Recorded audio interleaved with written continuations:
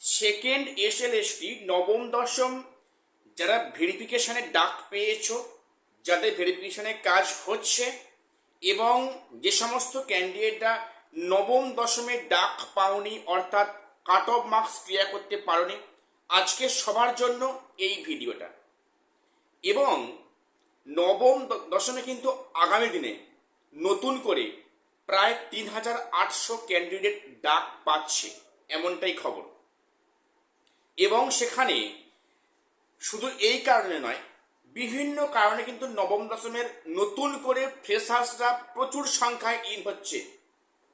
আমি কেন বললাম সেটা ভিডিওটা মন দিয়ে শোনো, বুঝতে পারবে।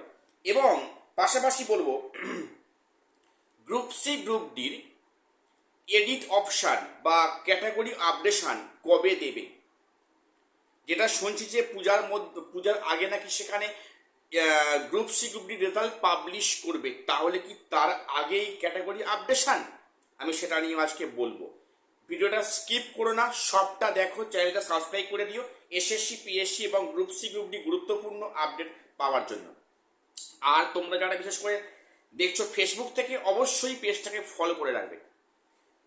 আজকে প্রথম বলি যে নবম দশমের ডকুমেন্টস ভেরিফিকেশন এখনো হচ্ছে, সেটাই কিন্তু কোনো ছেদ পড়েনি, সেখানে কোনো পোস্টপন কিছু হয়নি, স্থগিত হয়নি।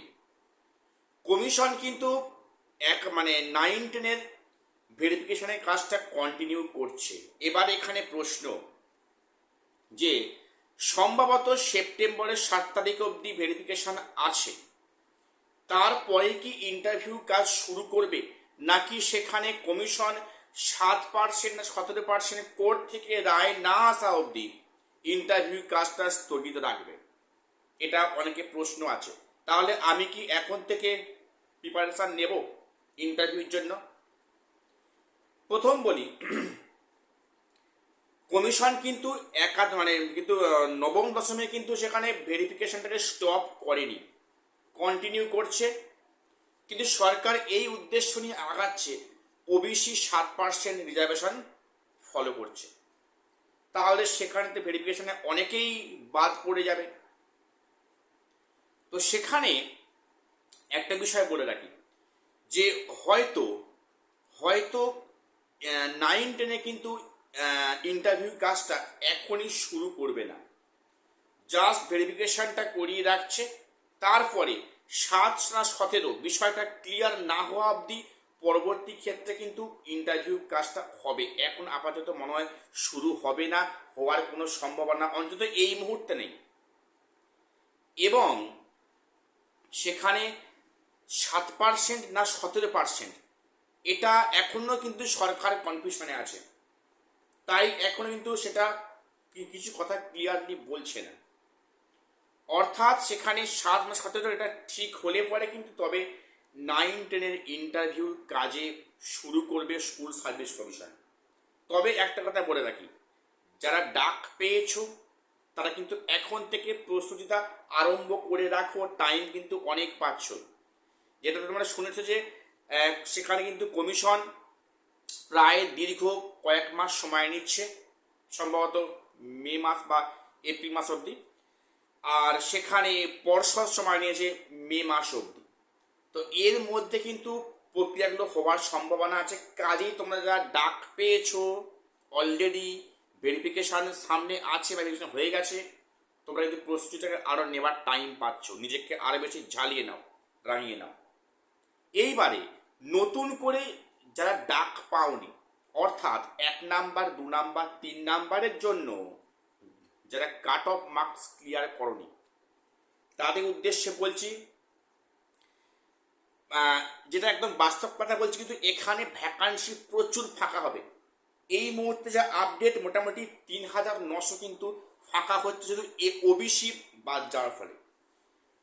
যদি 7% ওবিসি সত্যি হয়, এটা যদি শেষ অবধি হয়, তাহলে সেখানে প্রায় কিন্তু 3900 প্লাস কিন্তু সেখানে ওবিসি বাদ পড়ে যাচ্ছে। সেইগুলো আবার পুনরায় ডাক হবে, আসবে। অনেকে বলছো যে না, সেখানে তো লাস্ট কাট অফ মার্কসের অনেককে ডেকেছে, হ্যাঁ ডেকেছে, অনেককে আমি মানছি। সেই সংখ্যাটা এই সংখ্যাটাকে ক্রস করে কখনোই যাবে না। অর্থাৎ 3,900 কিন্তু ক্যান্ডিডেট পুনরায় ডাক পাচ্ছে। এখানেই শেষ নয়। দেখো, একাদশ দ্বাদশের যে সমস্ত টিচাররা অলরেডি মানে এমপ্যানেল হয়েছেন বা ওয়েটিংয়ে প্রথমের সারিতে আছেন, অর্থাৎ জব যাদের কনফার্ম, তাদেরও কিন্তু এই 9-10 ডাক পেয়েছে। সেই সংখ্যাটা কিন্তু অনেকটাই আছে। এবং তারা যদি 11-12 জয়েন করে, তারা তো 9-10 আসবে না, খুব বলেছিলাম রেয়ার কেস বাড়ে। এইখানে কিন্তু প্রচুর সংখ্যক সিট ফাঁকা হচ্ছে। অর্থাৎ সেকেন্ড ভেরিফিকেশন লিস্ট নবম দশমে আসাটা শুধুমাত্র সময়ের অপেক্ষা।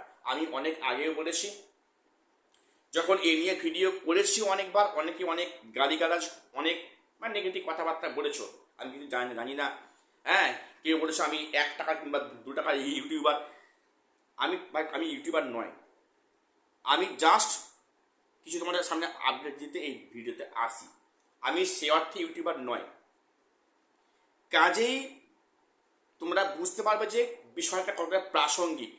নবম দশমের সেকেন্ড ভেরিফিকেশন লিস্ট অবশ্যই আসছে এবং তার কিন্তু সংখ্যাটা অনেকটা বেশি, অনেক ভ্যাকান্সি নিয়ে আসছে।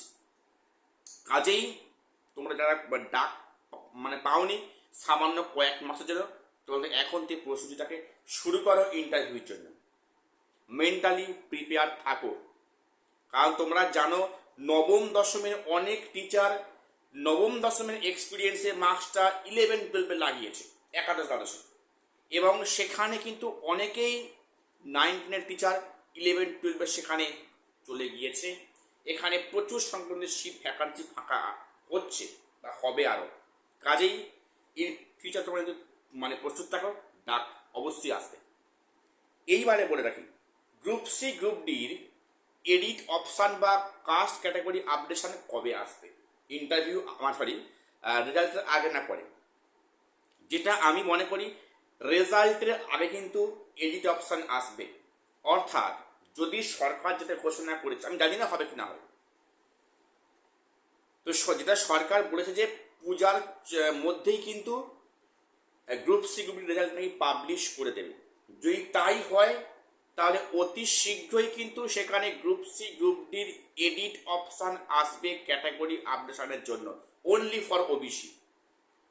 কারণ সেটা আগে থেকে না করলে তার ভিত্তিতে 7% ধরে কিন্তু সেখানে রেজাল্টটা পাবলিশ হবে।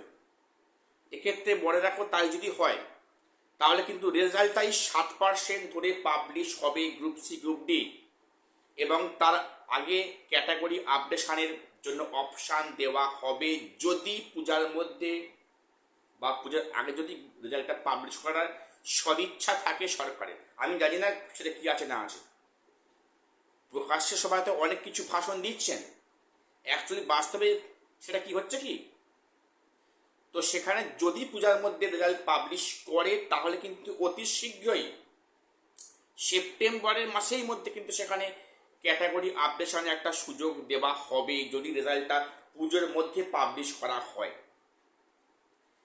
তো যাই হোক, এখন দেখা যাক কি হয়।